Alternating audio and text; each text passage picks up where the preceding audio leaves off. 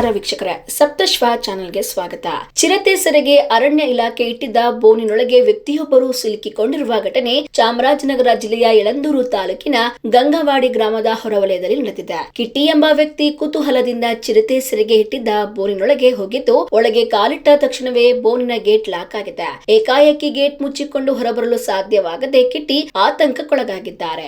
ಬೋನಿನೊಳಗೆ ಸಿಲುಕಿಕೊಂಡ ಕಿಟ್ಟಿ ಹೊರಬರಲು ಎಷ್ಟೇ ಪ್ರಯತ್ನ ಪಟ್ಟರೂ ಗೇಟ್ ತೆರೆಯದೆ ಸುಮಾರು 3 ಗಂಟೆಗಳ ಕಾಲ ಬೋನಿನೊಳಗೆ ಒದ್ದಾಡಿದ್ದಾರೆ. ಈ ವೇಳೆ ಚಿರತೆ ಬರುವ ಭಯ, ಗೇಟ್ ತೆರೆಯದೆ ಆತಂಕದಿಂದ ಒದ್ದಾಡಿದ್ದು, ನಂತರ ಜಮೀನಿಗೆ ಕೆಲಸಕ್ಕೆ ಬಂದ ಗ್ರಾಮಸ್ಥರು ಬೋನಿನೊಳಗೆ ವ್ಯಕ್ತಿ ಸಿಲುಕಿರುವುದನ್ನು ಗಮನಿಸಿ ತಕ್ಷಣ ಸ್ಥಳೀಯರ ನೆರವಿನಿಂದ ಗೇಟ್ ತೆರೆಯಲು ಪ್ರಯತ್ನಿಸಿದ್ದಾರೆ. ಕೊನೆಗೆ ಸ್ಥಳೀಯರ ಸಹಕಾರದಿಂದ ಬೋನಿನ ಗೇಟ್ ತೆರೆಯಲಾಗಿದ್ದು, ಕಿಟ್ಟಿಯನ್ನು ಸುರಕ್ಷಿತವಾಗಿ ಬೋನಿನಿಂದ ಹೊರತೆಗೆಯಲಾಗಿದೆ. ಅದೃಷ್ಟವಶಾತ್ ಯಾವುದೇ ಪ್ರಾಣಾಪಾಯ ಸಂಭವಿಸಿಲ್ಲ. ಈ ಘಟನೆ ಗ್ರಾಮದಲ್ಲಿ ಕೆಲ ಕಾಲ ಆತಂಕ ಸೃಷ್ಟಿಸಿದ್ದು, ಚಿರತೆ ಸೆರೆಗೆ ಇಡುವ ಬೋನುಗಳ ಬಳಿ ಸಾರ್ವಜನಿಕರು ಹೋಗಬಾರದು ಎಂದು ಅರಣ್ಯ ಇಲಾಖೆ ಎಚ್ಚರಿಕೆ ನೀಡಿದೆ. ಕುತೂಹಲವೇ ಕೆಲವೊಮ್ಮೆ ಅಪಾಯಕ್ಕೆ ಕಾರಣವಾಗಬಹುದು ಎಂಬುದನ್ನು ಈ ಘಟನೆಯಿಂದ ತಿಳಿಯಬಹುದು.